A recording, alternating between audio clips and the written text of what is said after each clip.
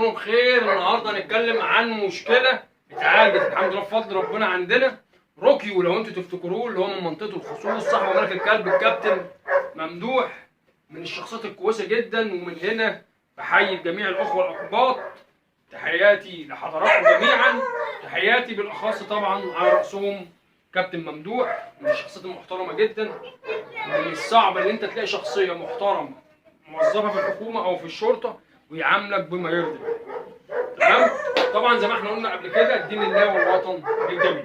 النهارده هنعرفكم حاله تطورات الكلب روكيو اللي كان جاي له عنده مساح، وكان عنده ما بيقدرش يتحرك، وعنده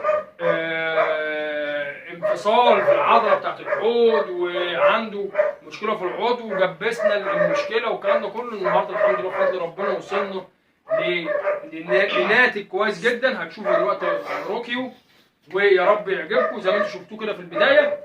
هنشوف حركته والكلام ده كله. يلا نشوف الدنيا فيها ايه زي ما انت. يلا نشوف الدنيا فيها ايه. تعال روكيو، تعال يا شاطر.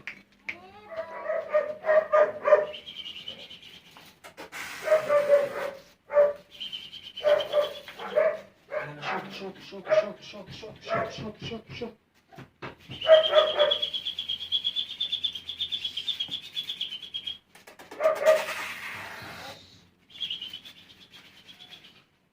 زي ما انتم شايفين كده يا جماعه، روكيو اهو بقيت اشده وبقى يجري ويتنطط. لان طبعا روكيو عمره ما ركبت له سلسله في رقبته، يعني هو بيتهيألي لسه عمره ما ركب سلسله في رقبته. زي ما انتم شايفين الحمد لله بفضل ربنا اهو. ادي روكيو اللي كان ما بيقدرش يمشي ولا يتحرك اهو. زي ما انتم شايفين كده يا جماعه اهو، الحمد لله بفضل ربنا الدنيا معاه ارتاحت. ولسه كمان يا جماعه مكملين معاه العلاجات والشغل بتاعه، وان شاء الله بامر الله يكون اللي جاي احسن لينا وللجميع ان شاء الله بامر الله. روكيو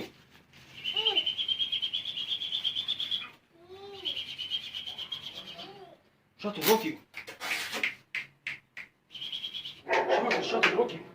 طبعا هو مستغرب لان انا مصوم له النهارده.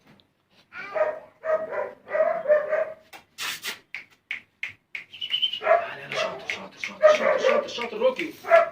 زي ما انتم شايفين كده يا جماعه اهو. شاطر روكيو، تعالى. يا رب يكون روكيو عجبكم وعلاجنا وشغلنا معاه عجبكم. يا ريت يا جماعه طول ما انت شايف كده الفيديوهات كويسه والمحتوى بتاعنا هادف، ما تبخلش علينا بالاشتراك، ما تبخلش علينا باللايك، ما تبخلش علينا بالتعليق الجميل علشان الناس كلها تستفاد. يا رب يا جماعه الناس كلها تبقى في خير وتشوف الفرحه عندكم دايما. وتحياتي للجميع، اشوفك على خير والسلام عليكم ورحمه الله وبركاته.